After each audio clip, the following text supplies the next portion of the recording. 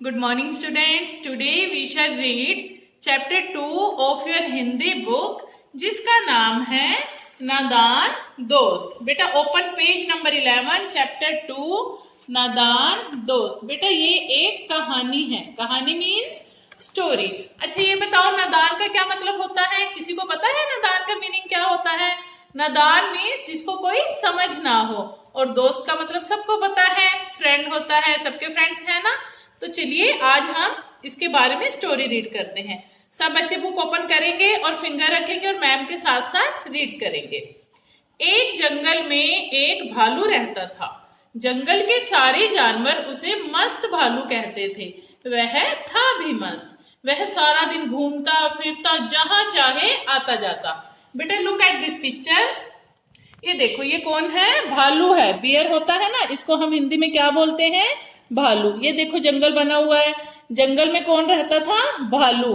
और जंगल के सारे जानवर इसको क्या कहकर बुलाते थे? मस्त भालू। जैसे आप सबका कोई ना कोई घर में छोटा नेम होता है ना, आपको कुछ ना कुछ कहकर बुलाते हैं, वैसे ही जंगल के सारे जानवर इसको क्या कहकर बुलाते थे? मस्त भालू। क्यों बुलाते थे? क्योंकि वह मस्त था।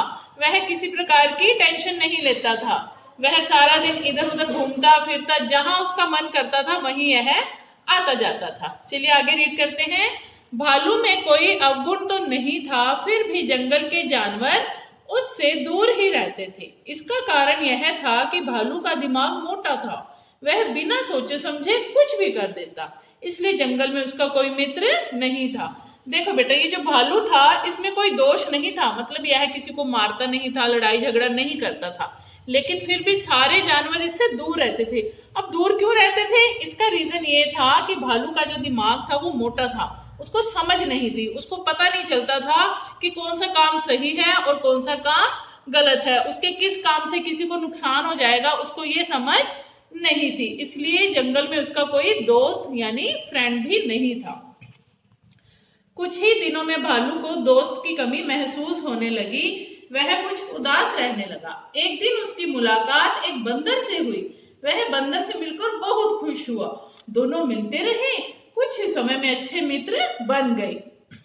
अब तो दोनों साथ साथ घूमते फिरते, खाते पीते, नाचते गाते, दोनों का अच्छा समय निकल रहा था। देखो बेटा कई बार आपको भी लगता है कि आपका कोई ना कोई फ्रेंड होना चाहिए, फ्रेंड से हमारा मन लगा रहता है ना।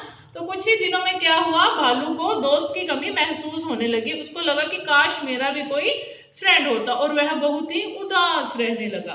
तो एक दिन क्या हुआ, उसकी मुलाकात एक बंदर से हुई। उसको जंगल में एक बंदर दिखाई दिया। वह बंदर से मिलकर बहुत ज्यादा खुश हुआ और दोनों अच्छे फ्रेंड्स बन गए। अब तो दोनों साथ साथ घूमते थे, खाते पीते और नाचते गाते थे, और दोनों अच्छा टाइम व्यतीत कर रहे थे।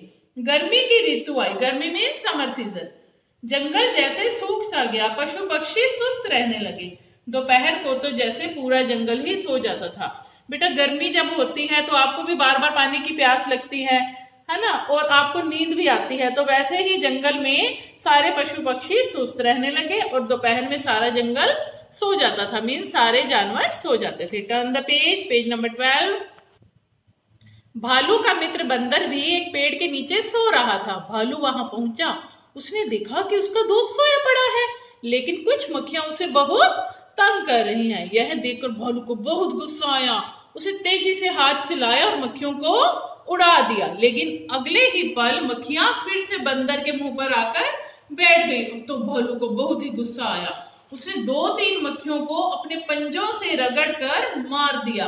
वह बंदर से बहुत प्यार करता था ना, मगर मक्खियां कहाँ मारने वाली थी, वो फिर से बंदर के मुंह पर आकर बैठ गई। यह देखकर भालू का काला चेहरा गुस्से से लाल हो गया। उसने एक पत्थर उठाया और बंदर के मुंह पर दे मारा। मुंह पर पत्थर लगते ही बंदर चिल्लाया, हाय माँ! इसके बाद उसके मुंह से एक शब्द भी ना निकला। वह उसी समय मर गया। भालू की मूर्खता ने बंदर का जीवन छीन लिया। अब देखो बेटा यहाँ पर बंदर सो रहा है और इसको कुछ मक्खियां तंग कर रही हैं। जब भालू ने देखा कि ये मक्खियां मेरे दोस्त को परेशान कर रही हैं, और उसने क्या किया, उसने इन मक्खियों को हाथ से ऐसे ऐसे उड़ाया। जब आप सोते हो कई बार आपको भी मक्खियां और मच्छर तंग करते हैं ना, आप भी ऐसे हाथ से हिलाते हो, लेकिन क्या होता है फिर वो थोड़ी देर बाद दोबारा आकर आपके फेस पर बैठती हैं, आपको तंग करती हैं। वैसे ही मक्खियां दोबारा से आकर बंदर के मुंह पर बैठ गई तो भालू ने कुछ मक्खियों को पकड़कर मार दिया, लेकिन और मक्खियां आई तो उसको गुस्सा आया। उसने क्या किया, मक्खियों को मारने के लिए उसने पत्थर उठाया और मक्खियों के ऊपर गिरा, लेकिन मक्खियां तो उड़ जाती हैं, उनके पंख होते हैं, तो पत्थर किसको लगेगा, बंदर को। तो बंदर को पत्थर लगा और बंदर उसी टाइम मर गया। ठीक है बेटा। अब देखो भालू ने तो अपने दोस्त की मदद की, लेकिन क्या हुआ, उसके दोस्त का नुकसान हो गया, उसकी जान चली गई। तो इसीलिए इस स्टोरी में कहा गया था कि भालू का दिमाग मोटा था, कि उसको पता नहीं चलता था कि उसके किस काम से किसी का नुकसान हो जाएगा। अब देखो, जैसे उसने बंदर की मदद करनी चाहिए ताकि वो आराम से सोया रहे, लेकिन बंदर का नुकसान हो गया। तो आपको इस स्टोरी से क्या शिक्षा मिली, गुस्से में भरकर कोई भी कार्य नहीं करना चाहिए। मीन्स हमें अपने गुस्से पर कंट्रोल करना चाहिए, हमें ज्यादा गुस्सा नहीं करना चाहिए। अगर हमें गुस्सा आता है तो हमें शांत रहना चाहिए और सोचना चाहिए कि इसका परिणाम क्या होगा। अगर हम गुस्से में कोई काम करते हैं तो उसका रिजल्ट क्या होगा, किसी ना किसी का नुकसान ही होता है। ठीक है बेटा। अब आपने क्या करना है, चैप्टर को अच्छे से रीड करना है और इसकी बुक एक्सरसाइज करनी है। ठीक है।